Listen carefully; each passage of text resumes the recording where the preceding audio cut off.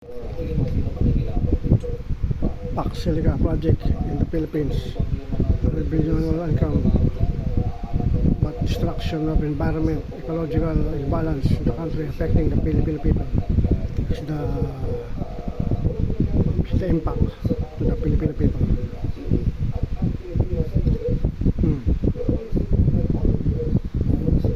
This is the defense PAC Silica project in the Philippines with on the regional income and the quality jobs for Filipinos, but direct impact to the technology, to the ecological balance, water supply and power supply in the country, which has the highest cost of electricity rate in the country. Ngayon ay 24 July 2026, Friday, na agenda. Ano na export ng Pilipinos, export Filipino OFW,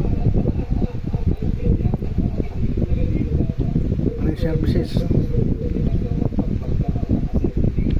OFW, nurses,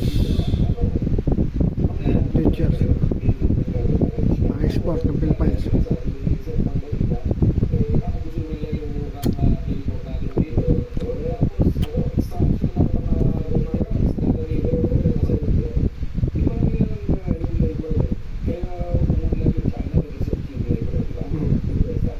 Cheap labor.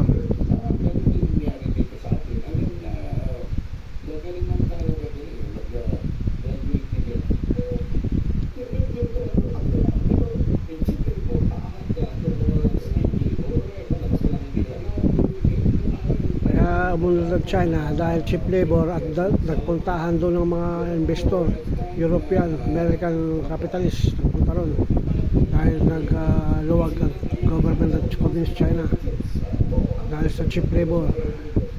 In return, natuto mga check at nag-develop ng sarili nila. Technology transfer.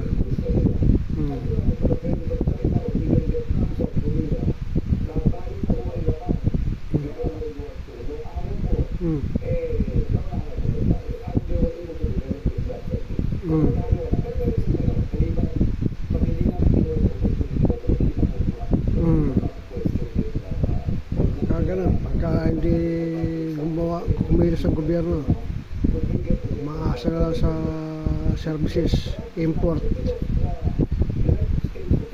China import.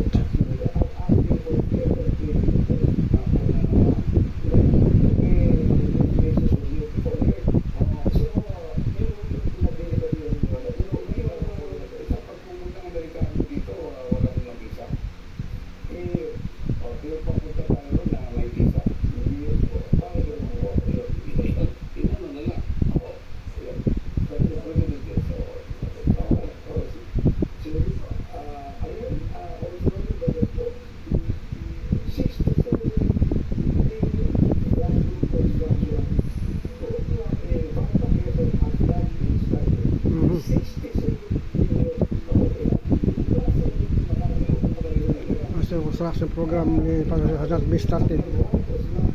Last construction project.